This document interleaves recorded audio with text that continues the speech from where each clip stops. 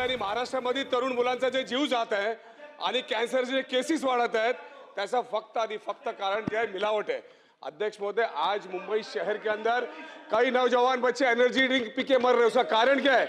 उसमें मिलावट है। दूध, आज दूध के अंदर 100 लीटर का दूध 1000 लीटर बना के सिंथेटिक दूध लोगों को दिया जा रहा है। ये किस एजेंसी को इतने साल से दिया जा रहा था और कितने लोग इसमें मरे हैं और कौन इसका बेनिफिशियरी था? साहब ने कार्रवाई की, सामने आया, हजारों लोग और हजारों लोग ठीक है आज कैंसर से इसकी वजह से पीड़ित हुए, तो उनके ऊपर सख्त कार्रवाई करे और एक जो सरकार एक एसआईटी स्थापित करके ऐसे लोगों के ऊपर कार्रवाई। अध्यक्ष महोदय, माझी आपल्याकडनं अपेक्षा हीच आहे आणि सरकारकडनं की 5 तारीखला रात्री दिंडोशीच्या कुरार गावातील तानाजीनगर जो नाला आहे, या नाल्यामध्ये योगेश वर्मा नावाचा माणूस हा नाल्यामध्ये पडला आणि तो वाहत गेला। अध्यक्ष महोदय, त्यानंतर त्याच्या कुटुंबियांनी तक्रार केली। तिकडे असताना कुरार पोलीस ठाणे यांनी दखल घेतली नाही, मुंबई महानगरपालिकेचा अतिदक्षता विभाग यांनी दखल घेतली नाही, फायर ब्रिगेडने दखल घेतली नाही आणि त्यामुळे अद्यापपर्यंत त्याची बॉडी सापडलेली नाही आहे। त्याचे कुटुंबीय आता विचारतायत की आमच्या माणसाची बॉडी शोधण्यासाठी महानगरपालिका आणि शासन काय करतंय? आणि म्हणून अध्यक्ष महाराज, आपल्याकडनं माझी अपेक्षा आहे की या वर्माच्या कुटुंबियांना पण न्याय द्या। योगेश वर्माची बॉडी शोधण्यासाठी आपण सरकारला आदेश द्या, मुंबई महानगरपालिकेला आदेश द्या आणि तात्काळ या संपूर्ण योगेश वर्मा कुटुंबियाला न्याय द्या, एवढी माझी या अर्जाच्या मुद्द्याद्वारे विनंती। ठीक आहे, दिलेल्या माहितीची नोंद घ्यावी, उचित कारवाई करावी। उचित कारवाई करण्यात येईल, नोंद घेतलेली आहे आणि त्याचा शोध सुद्धा घेण्यात येईल। बोला अध्यक्ष महाराज, ऐकून घ्या, ऐकून घ्या। एक मिनिट अध्यक्ष महाराज, माझा एक पॉइंट ऑफ प्रोसिजर आहे। माझा पॉइंट ऑफ प्रोसिजर असा आहे अध्यक्ष महाराज की विधान भवनाच्या पायऱ्यांच्या समोर या ठिकाणी कॅमेरे लावलेले आहेत अध्यक्ष महाराज आणि ते कॅमेरे लाईव्ह आहेत अध्यक्ष महाराज। काय ऐकूया विषय? अध्यक्ष महाराज, एक मिनिट बोलू। अध्यक्ष महाराज, गेल्या आठवड्यामध्ये त्या ठिकाणी मीडियाशी बोलत असताना सन्माननीय सदस्य जयंत पाटील साहेब हे त्या ठिकाणी आले आणि त्यांनी मिश्किलपणे कुठल्या तरी वेगळ्या विषयावरती माझ्याशी चर्चा केली। ती चर्चा करत असताना मी त्यांच्याशी काही बोललो आणि त्यांच्याशी मी प्लेझेंटरीज एक्सचेंज केल्या, जेस्चर एक्सचेंज केले आणि ते तिथून निघून गेले। अध्यक्ष महाराज, कॉन्टेक्स्ट बदलून, संदर्भ बदलून या ठिकाणी ती तेवढीच क्लिप काढण्यात आली आणि एका वाहिनीने ती क्लिप टीव्हीवरती चालवली आणि असं म्हटलं की या ठिकाणी त्या मृत्यूंवरती मी हसत आहे। अध्यक्ष महाराज, अध्यक्ष महाराज, अध्यक्ष महाराज, मृत्यूंवरती मी हसलो नव्हतो आणि हे सन्माननीय सदस्य जयंत पाटील साहेबांनाही माहिती आहे। मृत्यूंवरती कोणी हसू शकत नाही अध्यक्ष महाराज, मी सोडा अध्यक्ष महाराज, कुणीही मृत्यूवरती हसू शकत नाही। आपण या सभागृहाचे कस्टोडियन आहात, विधान भवनाचे आपण कस्टोडियन आहात। विधान भवनाच्या परिसरामध्ये अशा प्रकारची घटना घडली आहे, ही माझ्याबरोबर घडली, ही तुमच्यापैकी कोणाबरोबरही घडू शकते। हे या 288 सदस्यांमध्ये कुणाबरोबरही अशा प्रकारची घटना ही घडू शकते, वरच्या सभागृहातल्या सदस्यांच्या संदर्भातही घडू शकते। अध्यक्ष महाराज, या संदर्भामध्ये आपण याची गंभीर नोंद घेणं हे आवश्यक आहे अध्यक्ष महाराज। चला, आणि गंभीर नोंद करून याच्यावरती आपण कारवाई करणं अध्यक्ष महाराज अपेक्षित आहे। अध्यक्ष महाराज, धन्यवाद। जयंत पाटील साहेब, आपल्याला काय बोलायचं?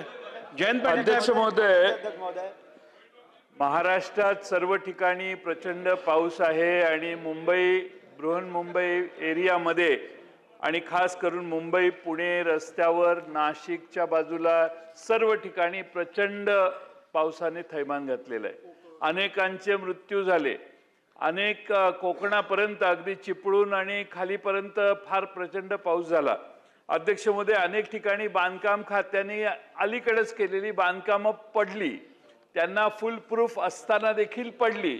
अनेक ठिकाणी झाडं पडून अनेकांचे मृत्यू झाले।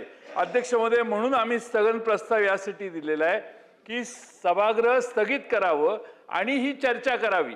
अन्य कोणताही विषय याच्यापेक्षा महत्त्वाचा नाही। महाराष्ट्राच्या जनतेच्या दृष्टीनं जे अत्यंत महत्त्वाचं आहे, आपणही मगासपासून आपली मुनगंटीवार यांनी जी वर्णन केलं सेन्सिटिव्हिटी बद्दल, आपणही सेन्सिटिव्ह आहात। माझा विश्वास आहे की हे सभागृह स्थगित करून आपण माननीय सरकारकडून याचं उत्तर घ्यावं। आम्हालाही प्रत्येक मतदारसंघात अनेक घटना घडलेल्या आहेत, प्रत्येक सभासद काही ना काही सांगू इच्छितं, बोलू इच्छितं. कदाचित सत्तारूढ पक्षाचेही सदस्य बोलू इच्छितात.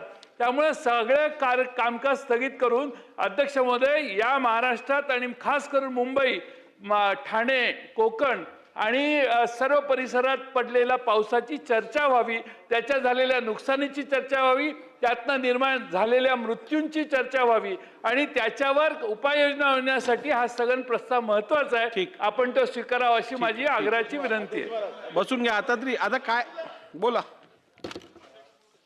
मला अपेक्षित होतं अध्यक्ष महाराज की काल आपण सभागृह 10 मिनिटात बंद करून टाकलं. दिवसभरचा जो काही आढावा असेल ते माननीय मुख्यमंत्री घेतील आणि आज सभागृहामध्ये विस्तृत त्याची माहिती देतील असं आम्हाला वाटलं. अध्यक्ष महाराज, अशी कुठलीही माहिती आली नाही. एक दुसरं, परवा जो एक माणूस त्या मॅनहोलचं कव्हर नसल्यामुळे वाहून गेला, त्याला सुमोटो माननीय कोर्टाने आपल्याकडे प्रकरण घेतलं आणि महानगरपालिकेला ज्या काही झापायचं होतं ते झापलं आपल्या भाषेत. अध्यक्ष महाराज, ह्या सगळ्या घडामोडी चालू आहे. जवळपास 20 ते 25 लोक या 2-3 दिवसाच्या पावसामध्ये त्यांचा मृत्यू झालेला आहे.